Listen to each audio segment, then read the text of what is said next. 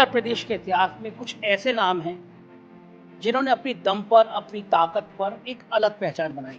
मुलायम सिंह मुख्यमंत्री थे, यादवों के सबसे लोकप्रिय नेता थे और आप उनके खिलाफ झंडा बुलंद किए। मेरे लहजे में जी हुजूर न था, मेरे लहजे में जी हुजूर न था, सिवाय इसके मेरा कोई कसूर। मेरे ऊपर कई हमले हुए, मुझे सैफई में भी हमला हुआ, कई हमले हुए।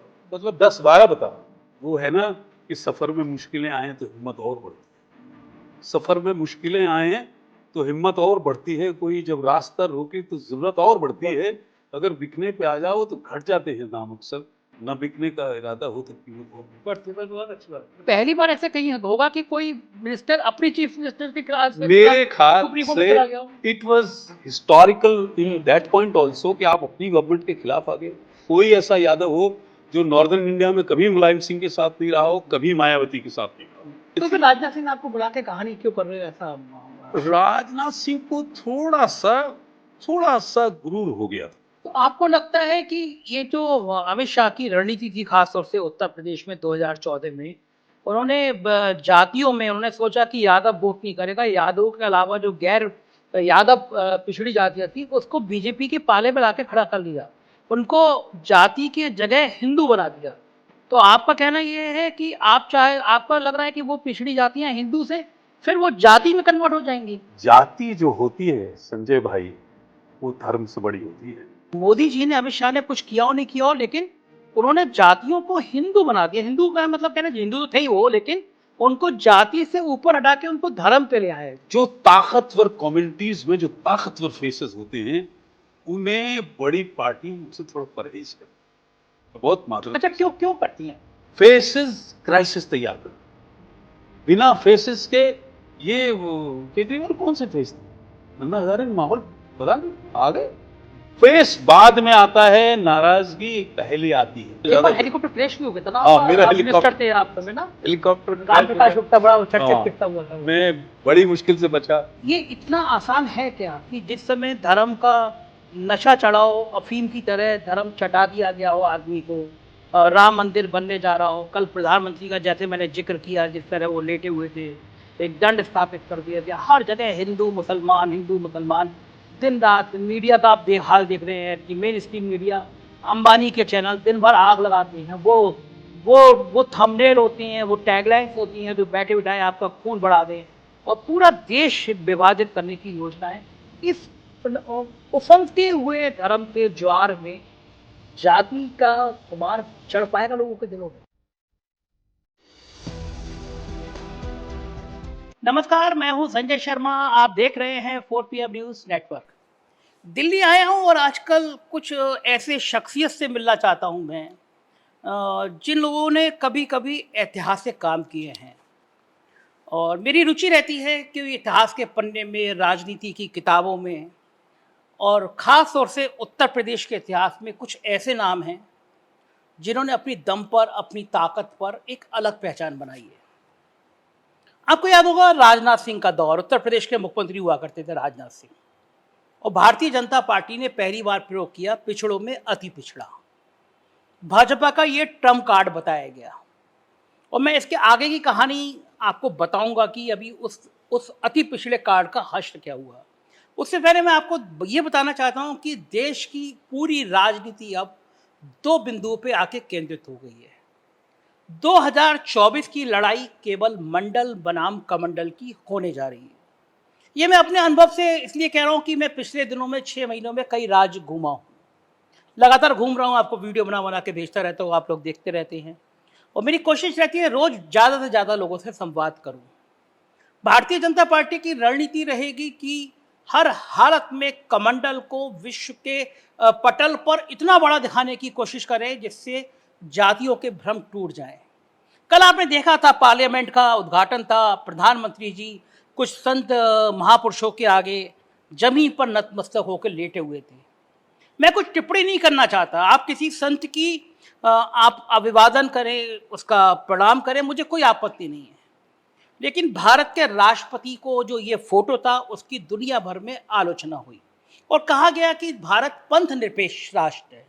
यहाँ पे धर्म निरपेक्ष, पंथ निरपेक्ष शब्द इसलिए रखा गया क्योंकि यहाँ सभी धर्मों का समान भाव हो। तो लड़ाई मैं इस मुद्दे पे बताना चाह रहा था, लड़ाई जो है 2024 की मंडल बनाम कमंडल होगी।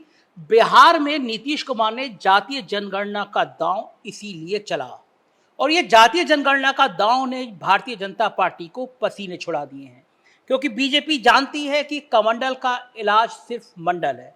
अब मैं आपको बात लेके चलता हूँ राजनाथ सिंह की, जो मैं आपको उस संदर्भ में बता रहा था। तो राजनाथ सिंह जब मुख्यमंत्री थे, उन्होंने पिछड़ों में अति पिछड़ा कार्ड का दांव चल दिया, और इन्हें बताया गया कि ये राजनाथ सिंह का मास्टर स्ट्रोक है। लेकिन होनी को कुछ और मंजूर था। राजनाथ सिंह के मिनिस्टर में पर्यटन मिनिस्टर थे, नाम था अशोक यादव, रहने वाले शिकोहाबाद के थे। और मैं चूंकि अपनी पत्रकारिता के शुरुआती दौर में एटा, इटावा, मैनपुरी, शिकोहाबाद, बदायूं, चूंकि बदायूं मेरा घर था, तो मैं उन दोनों उस राजनीति का बड़ा अध्ययन करना चाहता था जब मुलायम सिंह यादव मुख्यमंत्री हुआ करते थे। तो मुलायम सिंह यादव खास तौर से यादव और मुसलमानों में बहुत लोकप्रिय थे, दीवानगी की हद थी, लोग उनको भगवान की तरह पूछते थे। लेकिन शिकोहाबाद के अशोक यादव ने उनके खिलाफ मोर्चा खोला, चुनाव लड़े, विधायक बने, और यादवों में कोई मजबूत नेता स्थापित हो, मुलायम सिंह यादव को ये बात बड़ी अखरती थी। अशोक यादव पे कई बार हमले हुए और बड़ी बड़ी घटनाएं हैं। एक बार उनका हेलीकॉप्टर ही पूरा क्रैश हो गया था, राम प्रकाश गुप्ता के चीफ मिनिस्टर थे, कैसे कैसे बचे। जिस समय अति पिछड़ा कार्ड हुआ, अशोक यादव ने पहली बार विरोध किया राजनाथ सिंह का, और ये कहा कि ये ठीक नहीं है, ये पिछड़ों में गोलबंदी ठीक नहीं है, काफ़ी जातियों का हक मारा जाएगा। अब आप कल्पना करिए, कोई किसी मुख्यमंत्री के काल में उनका मिनिस्टर बगावत कर दे तो राजनीति में उसके संकेत क्या जाते हैं। और मामला यही नहीं रुका, अशोक यादव अपनी ही सरकार के खिलाफ सुप्रीम कोर्ट चले गए। और मजे की बात यह है, लड़ाई बहुत बढ़ गई। एक बेंच का, कॉन्स्टिट्यूशन बेंच का गठन किया गया और अशोक यादव की रेट पे स्टे मिल गया, मतलब मामला रुक गया।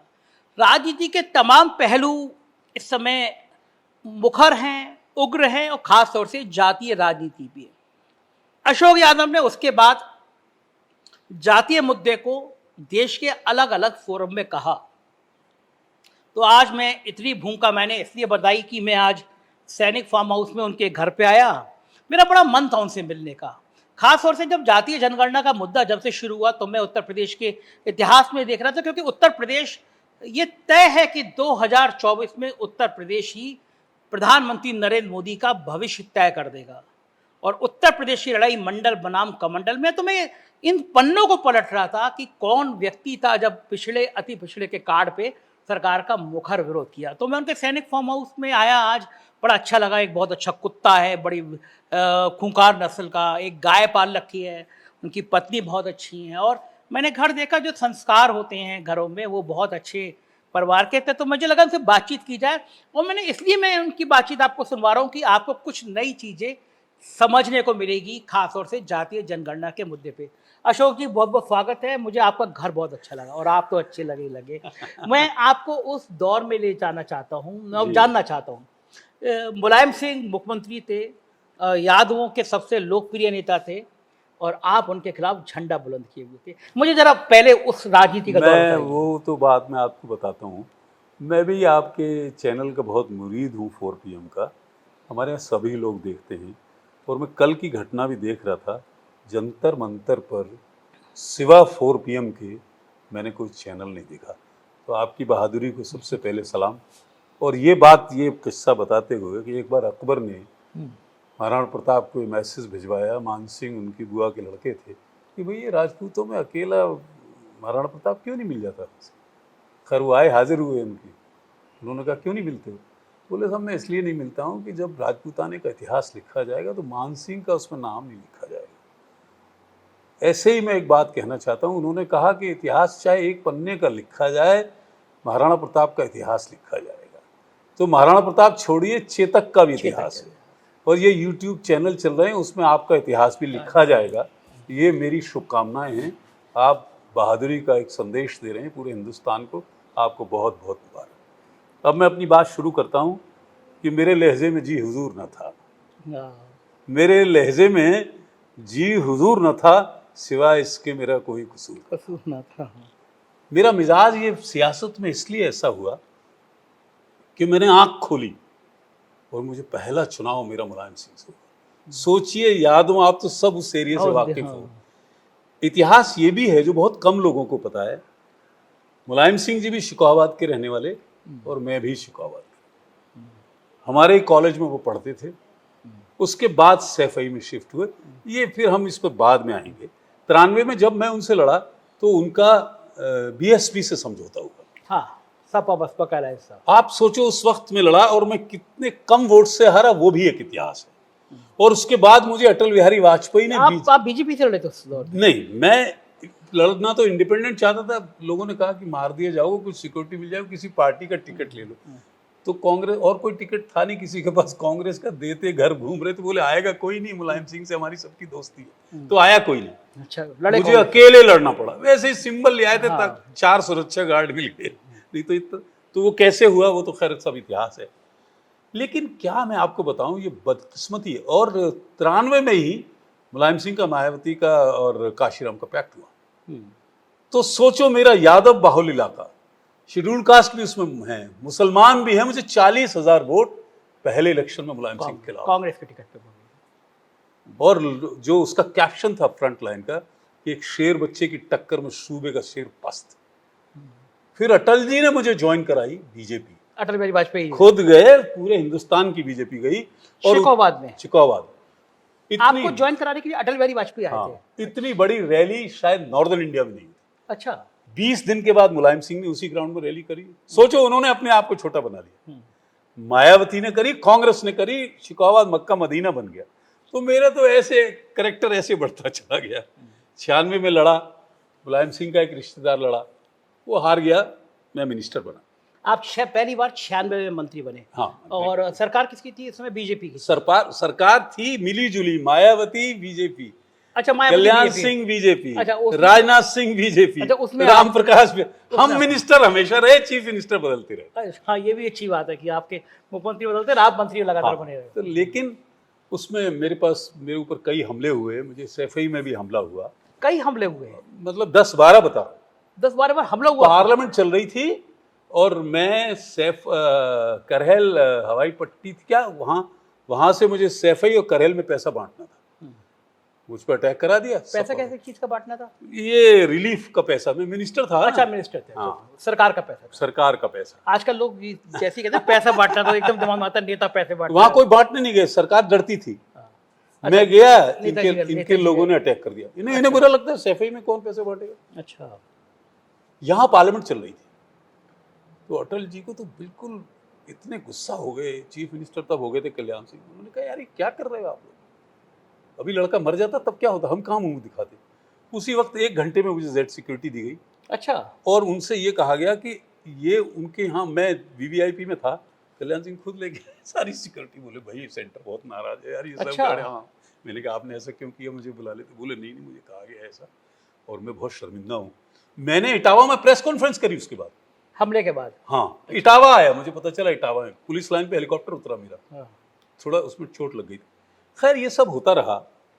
फिर हम लोग कंटेस्ट में आए, बहुत बड़ी मैंने एग्रीकल्चर फेयर किया इंटरनेशनल, उसमें इजराइल के। और तो क्या हुआ, ये सब लोग मुझ पे निगाह रखने लगे, एवरीबडी। मैंने टूरिज्म के भी, किसान अदालत मैंने इंट्रोड्यूस करी। ये एग्रीकल्चर फेयर मैंने किया जिसमें 6 लाख लोग आए, 4 कंट्रीज के एग्रीकल्चर। कहाँ पे किया था ये आपने? शिकोहाबाद। अच्छा, शिकोहाबाद में किया। शिकोहाबाद में बहुत बड़ी बड़ी इवेंट करी। अच्छा। तो सब लोग बहुत खुश थे। तो ये इनको कल्याण से, राजनाथ सिंह जी जब चीफ मिनिस्टर बने, तो हुकुम सिंह जी थे। हाँ हाँ, मुजफ्फरनगर। उन्होंने, वो हर चीफ मिनिस्टर के नजदीक हो जाते थे। पता नहीं कैसे होते थे वो, भगवान बेहतर जानता है। उन्होंने उनको सजेस्ट किया कि आप ये यादव, जाटव, मुसलमान, इन्हें आप बाहर निकालो। तो उन्होंने कहा ऐसे कैसे बाहर निकालो। बोले रिजर्वेशन का एक नया फार्मूला, ऑर्डिनेंस लागू करो, बना लो अभी, और लागू कर दो, काट दो। राजनाथ सिंह को ये बताया। अच्छा, ये आइडिया हुकुम सिंह का था? हुकुम सिंह का। अच्छा। लोग कहते हैं कि कोई मर जाता है, ये सब बकवास की बात है। प्रिंसिपली कोई बड़ी बात है तो नाम लेना पड़ता है, बताना पड़ता है। अब 4 चीफ मिनिस्टर, यानी 40 साल का पीरियड उत्तर प्रदेश का ऐसा गुजरा है। मैं एक माजरत चाहता हूं, मैं, आप नाम खुद अपने जान जाओगे। हाँ। 40 साल उत्तर प्रदेश जैसे बड़े सूबे में, जहां एक आधे दर्जन से ज्यादा प्राइम मिनिस्टर रहे हैं। उस हमारे आसपास की बात कर रहा हूं मैं, चीफ मिनिस्टर्स के नाम आप तय करना, उसमें 4 चीफ, मतलब 40 साल, एक चीफ मिनिस्टर तो 3 बार रहे, एक चीफ मिनिस्टर 4 बार रहे, एक चीफ उनकी जो बेसिक क्वालिफिकेशन थी कि वो प्राइमरी स्कूल में पढ़ाते थे। मैं नाम मेरा लेना ठीक नहीं नेताजी, है, राजनाथ सिंह, मायावती, आप नाम आप ले सकते हो, आप बड़े हाँ, जर्नलिस्ट हो, ये मुनासिब नहीं है, एटिकेट वाइज ठीक नहीं है। जब आपको इससे ज्यादा कुछ पता नहीं था तो आप ये इतने बड़े लीगल झगड़े में क्यों पड़ गए? और करा क्या? कास्ट का सर्वे भी खुद ही करा लिया। अच्छा, हाँ, तो राजनाथ सिंह ने उस समय जाति का सर्वे कराया था। वो जरूरी होता है अच्छा, एक्ट पास करने के लिए हाँ, कि हाँ क्या है, तो उन्होंने जब आप खुद ही सर्वे कराओगे तो नेचुरली उसकी वैलिडिटी क्या है? और इतना लीगल पॉइंट छोड़ दिया। अच्छा, फिर ये लोग चिल्लाने लगे, है कोई माई का लाल जो इसको छू के दिखाए। राजनाथ सिंह का स्टेटमेंट आया था, यहाँ याद है, वो चीफ मिनिस्टर का आया था अच्छा, कि लागू होगी, हाँ कोई अब साहब ये सब जगह उन्हें तो लगा कि डर गए सब, हाँ, डर गए। मैंने अटल जी को कहा, मैंने कहा साहब ये बहुत बुरा हो रहा है। बोले भाई मुझे पूरी बात नहीं बताई गई थी।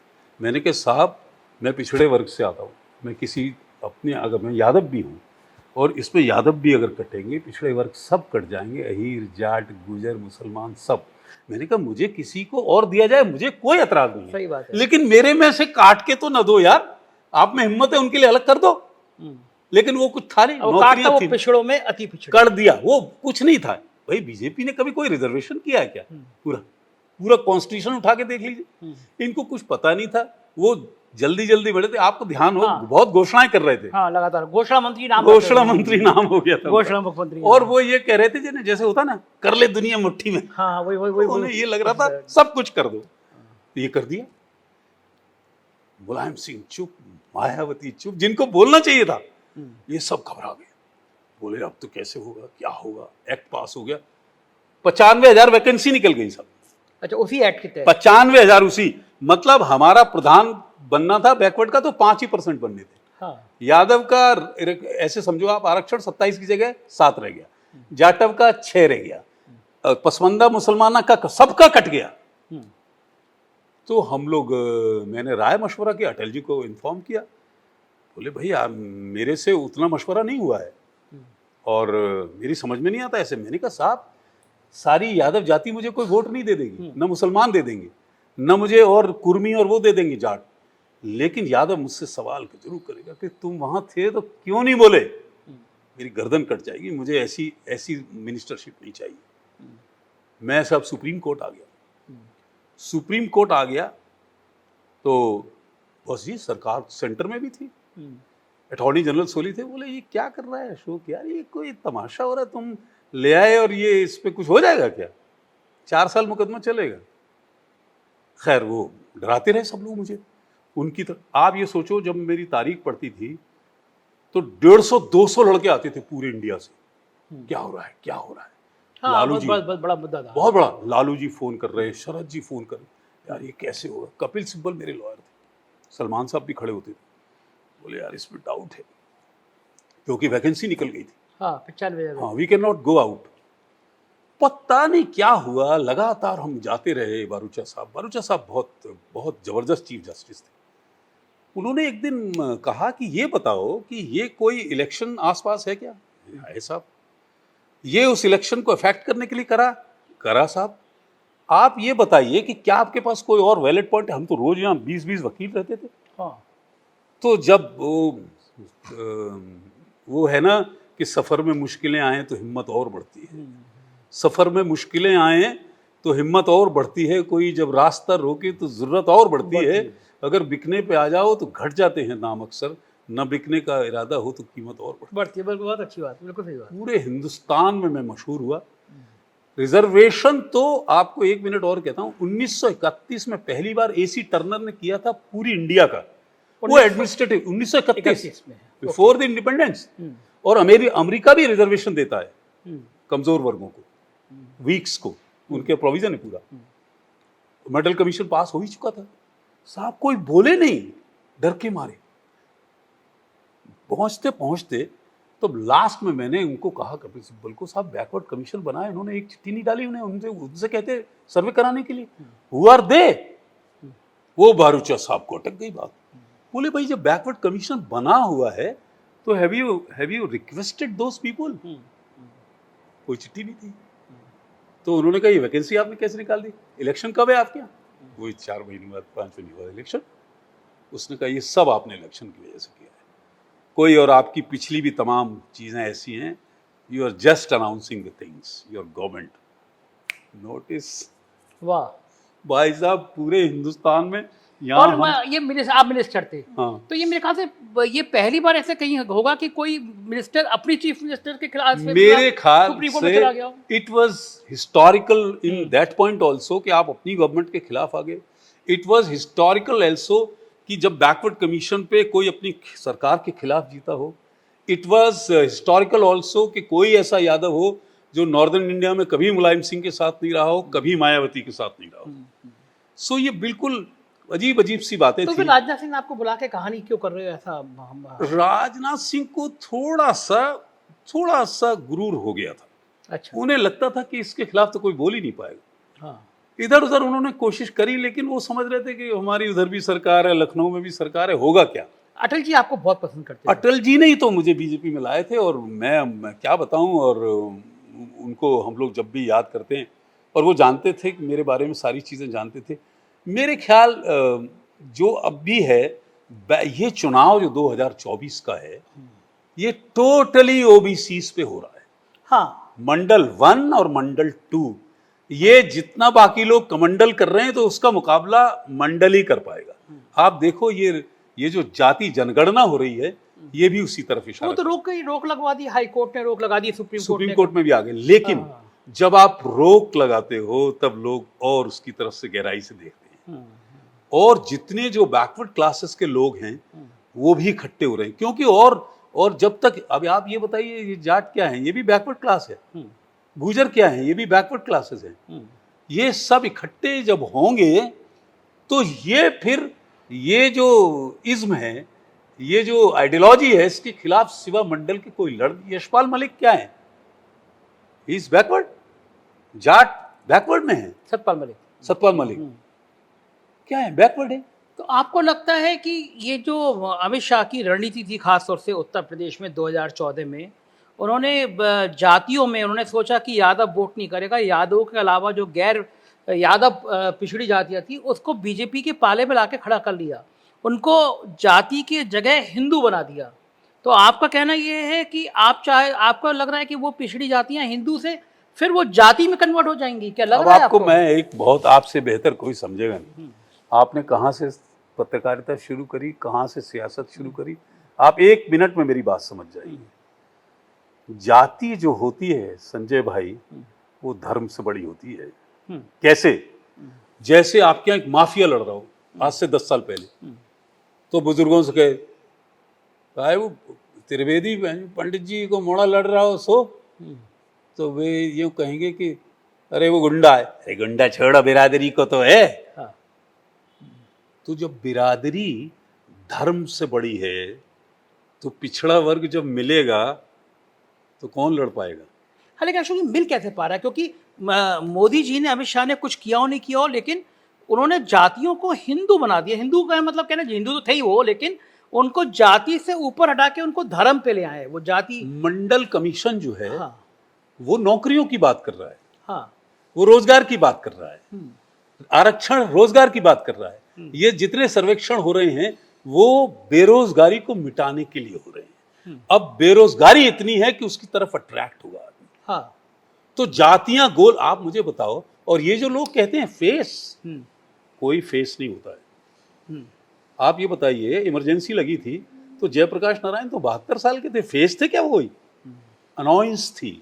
हाँ, नहीं, बात तो ये इसलिए भी ठीक है क्योंकि मंडल कमीशन लागू करने वाला एक ठाकुर था, विश्वनाथ प्रताप सिंह क्षत्रिय थे, ऊंची जाति में आते थे, लेकिन उन्होंने कौन फेस किया? हाँ। फेसेस क्राइसिस तैयार करती है। बिना फेसेस के ये केजरीवाल कौन से फेस थे? अन्ना हजारे ने माहौल बना दिया, आ गए। फेस बाद में आता है, नाराजगी पहले आती है।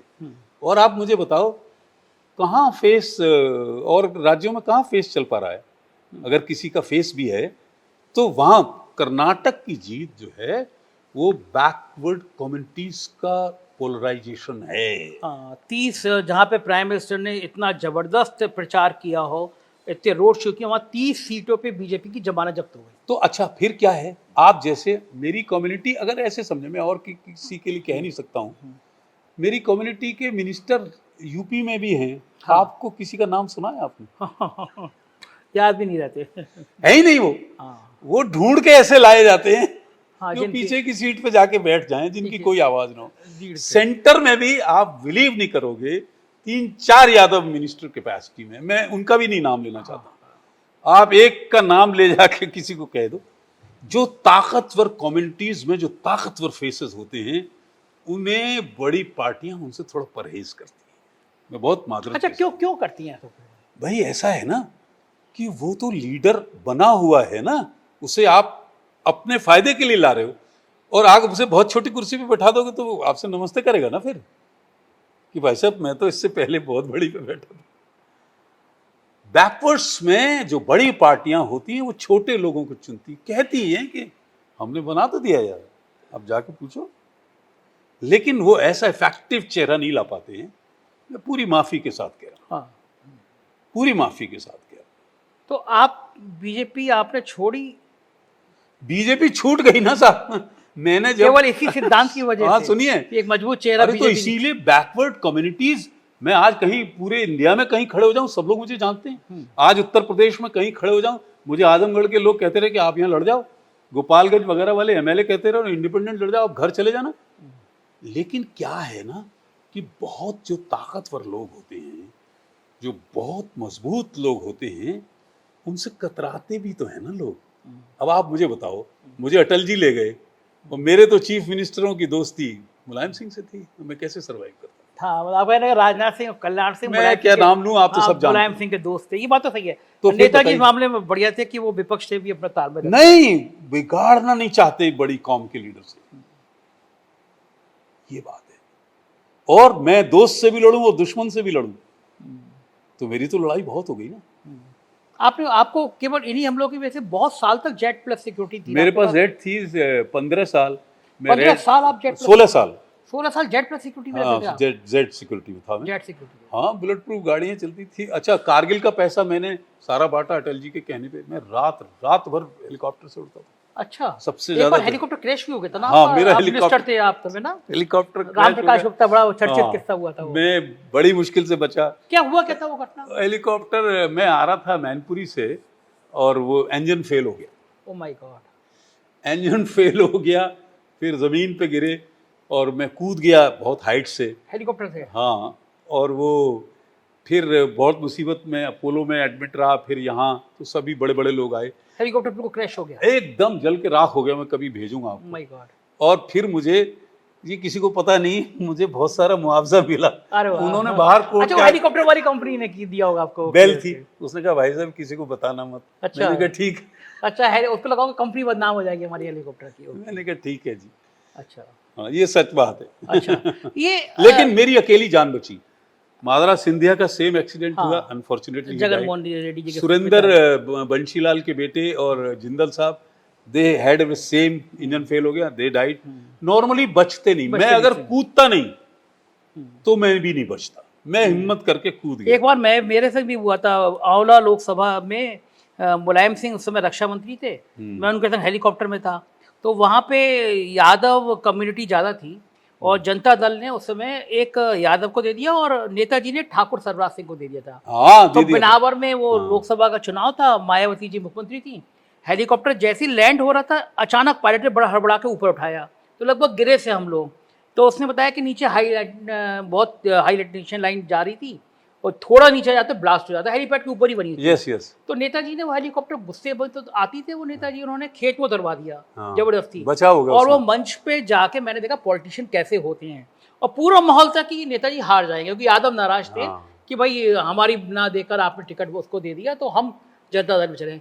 नेताजी मंच पे पहुंचे, मेरे सामने की बात है, खेत में हाथ पकड़ पकड़ के हम और उनके सिक्योरिटी अफसर देखा। नेताजी ने मंच पर जाते ही कहा कि भाई एक तुम्हारी मुख्यमंत्री ने तो मुझे मारने का इंतजाम किया था, तुम बिरादरी के लोग तुम क्या चाहते हो। एक दिन में इलेक्शन पलट गया। मैं आपको तो एक हेलीकॉप्टर वाले इंटरेस्टिंग बात मुझे- बताऊं। हाँ, हाँ, मुझे अटल जी ने कहा कि भाई हमारी यूपी में सरकार है, हिंदुस्तान में सरकार है, कोई मैनपुरी से टिकट नहीं मांग रहा। मैं मिनिस्टर था। अच्छा, मैंने कहा आप हुक्म करो। 1.5 महीना रह गया था चुनाव पार्लियामेंट का। तो प्रमोद महाजन ने कहा लड़ लेगा तो सब इलाका मुलायम सिंह का है, 4-5 लाख ही रहे। मैंने कहा अटल जी की अगर ये ख्वाहिश है तो लड़ लूंगा। बोले कैसे लड़ेगा? मैं गया लड़ने साहब।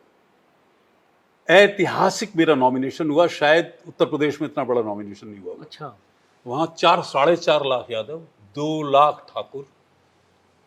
मुलायम सिंह को पर्चा भरना था 2 बजे और मेरा होना था 12 बजे। मेरी भीड़ कुछ बहुत ज्यादा आ गई। He decided to leave the constituency. Mainpuri. इतिहास है ये। कौन से सन में लड़ा पार्लियामेंट? 98। मुलायम सिंह सीट छोड़ गए और बलराम सिंह को उसी वक्त उनकी वाइफ ने कहा लड़ाया, और तो हम लोग थोड़े ढीले पड़ गए। मैंने कहा जब मुलायम सिंह की बात, आप ये सोचो ये अशोक यादव आपके भाई का ये किरदार रहा है कि मैं गया लड़ने तो मुलायम सिंह जी छोड़ गए थे सीट, और फिर भी हम लोगों को अच्छे लोग यूटिलाइज नहीं कर पाए। आप समझ रहे हो? इलेक्शन का नतीजा मैं 3000 वोट से आ रहा था। वो बीजेपी के टिकट। हाँ, बीजेपी पे पार्लियामेंट, मुलायम सिंह की कॉन्स्टिट्यूंसी से। हाँ, कभी मिला नहीं, दोबारा नहीं मिला। अशोक जी, मैं आपका फिर उस मुद्दे पे आ रहा हूँ कि ये इतना आसान है क्या कि जिस समय धर्म का नशा चढ़ाओ, अफीम की तरह धर्म चटा दिया गया हो आदमी को, राम मंदिर बनने जा रहा हो, कल प्रधानमंत्री का जैसे मैंने जिक्र किया जिस तरह वो लेटे हुए थे, एक दंड स्थापित कर दिया गया, हर जगह हिंदू मुसलमान, दिन रात मीडिया का आप हाल देख रहे हैं कि मेन स्ट्रीम मीडिया, अंबानी के चैनल दिन भर आग लगाते हैं। वो थंबनेल होती हैं, वो टैगलाइंस होती हैं जो बैठे बिठाए आपका खून बढ़ा दें, और पूरा देश विभाजित करने की योजना है। इस उफनते हुए धर्म के ज्वार में जाति का खुमार चढ़ पाएगा लोगों के दिलों में? मैं फिर लौटता हूं अपनी बात। ये सब अपनी जगह दुरुस्त है, लेकिन जब चुनाव आता है तो सारी पार्टियां जातियों क्यों ढूंढती हैं? कैंडिडेट जातियां ही ढूंढती हैं। इसका मतलब धर्म से बड़ी है जाति, और जाति बड़ी है और जाति बड़ी रहेगी। ये तो धर्म जो है वो आता ही शुरू बाद में होता, क्योंकि हर धर्म के अपने कायदे कानून सब अलग हैं। और जब जाति का सवाल आता है तो आदमी जाति के पीछे पहले खड़ा हो जाता है। इसीलिए मंडल वाले लोग इकट्ठा कर रहे हैं, जातियों का समूह तो है वो। राहुल गांधी ने कर्नाटक में कहा भी कि हम जाति जनगणना का समर्थन करते हैं और आएंगे। अच्छा, ये सरकार और नीतीश से इसीलिए थोड़ी घबराहट है कि जातियों की गिनती हो जाएगी तो फिर मुश्किल तलब हो जाएगा ना। और यूपी बिहार एक जैसे सूबे हैं। हाँ, और यूपी बिहार में ही मुश्किल तलब इलेक्शन है। अच्छा, बीजेपी को क्यों डर है? जाति जनगणना से डर क्यों है बीजेपी को? मुझे ऐसा लगता है कि जो लड़ाका जातियां हैं, हाँ, चाहे उनका नंबर छोटा हो, हाँ, वो इस वक्त जाति जनगणना के साथ हैं, और नीतीश का असर को आप अभी कम नहीं कर सकते हो। और बहुत साइलेंटली, बहुत इंटेलिजेंटली ही इज मूविंग। और ये माहौल देखिए, एक बात ये है ना, खिलाफत का माहौल खड़ा करना बहुत आसान होता है, ये भी मैं आपको बताता हूँ। और जो भी बात है, धर्म से लड़ने वाली जाति है। हाँ, ये तो बिल्कुल ठीक बात है। आप ये बताओ, हर जाति की परंपरा अलग है। मेरे यहाँ शादी अलग तरीके से होगी, आपके यहाँ अलग होगी, इनके यहाँ अलग होगी। बिल्कुल ठीक बात। तो फिर मैं ये समझता हूँ।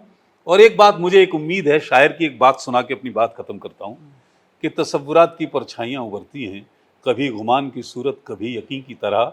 वो पेड़ जिनके तले हम पनाह लेते थे, खड़े हैं आज भी साकित किसी अमीन की तरह। उन्हीं के साए में फिर आज 2 धड़कते दिल, खामोश होठों से कुछ कहने सुनने आए हैं।